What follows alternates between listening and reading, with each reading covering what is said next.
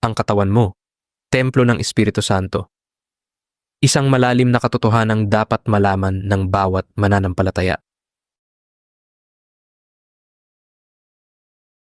Sa isang lungsod na puno ng tukso at imoralidad noon, may isang iglesyang nahihirapang mamuhay ng banal. Ito ang iglesia sa Korinto. Marami sa kanila ang bagong mananampalataya. Dating nabuhay sa makamundong sistema, sa maling paniniwala, at sa mga gawaing hindi kalugod-lugod sa Diyos.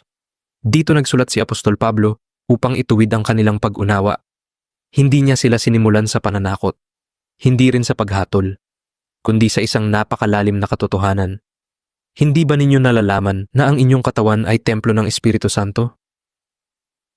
1 de Corinto 6:19. Sa panahon ng mga Hudyo, ang templo ang pinakabanal na lugar. Doon nananahan ang presensya ng Diyos. Doon iniaalay ang pagsamba. Doon lumuluhod ang tao sa kabanalan. Ngunit sinabi ni Pablo, hindi na bato o gusali ang templo ngayon. Ikaw, ang katawan mo. Isipin mo yun. Ang mismong pisikal mong katawan. Ang iyong isip, puso, mata, kamay, ay lugar na tinitirhan ng Espiritu Santo. Hindi ito basta katawan lang. Hindi ito laruan. Hindi ito basta pag-aari mo lamang. Sapagkat kayo'y binili sa halaga. Unang Korinto 6:20. Ang tinutukoy ni Pablo ay ang sakripisyo ni Jesus Christ sa krus. Ang pagbabayad sa kasalanan ng tao upang tayo'y maging malaya. Kaya ang mensahe ay malinaw. Kung ang Espiritu ng Diyos ay nananahan sa iyo, paano mo ngayon aalagaan ang iyong sarili? Hindi lamang ito tungkol sa pisikal na kalusugan. Hindi lamang ito tungkol sa moralidad. Ito ay tungkol sa paggalang sa presensya ng Diyos sa iyong buhay. Sa mundong puno ng tukso, bisyo, at impluwensyang sumisira sa disiplina, ang paalala ni Pablo ay nananatiling makapangyarihan. Ang tunay na kalayaan ay hindi paggawa ng kahit anong gusto mo.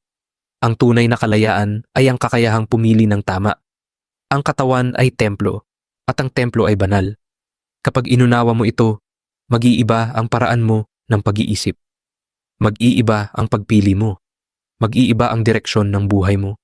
Dahil hindi ka basta nabubuhay para sa sarili mo lamang. Ikaw ay tahanan ng Espiritu ng Diyos. Kung may natutunan ka sa mensaheng ito, maaari mo itong ibahagi sa iba upang mas marami ang makaalam ng katotohanan. At kung nais mong mas palalimin pa ang iyong pag-unawa sa mga aral ng Biblia, manatili at samahan kami sa susunod na pag-aaral. Maraming Kristiyano ang naniniwala. Pero kakaunti ang tunay na namumuhay na parang templo ng Diyos. Tanong, kung titingnan ang buhay mo ngayon, makikita ba na may nananahan na Espiritu Santo?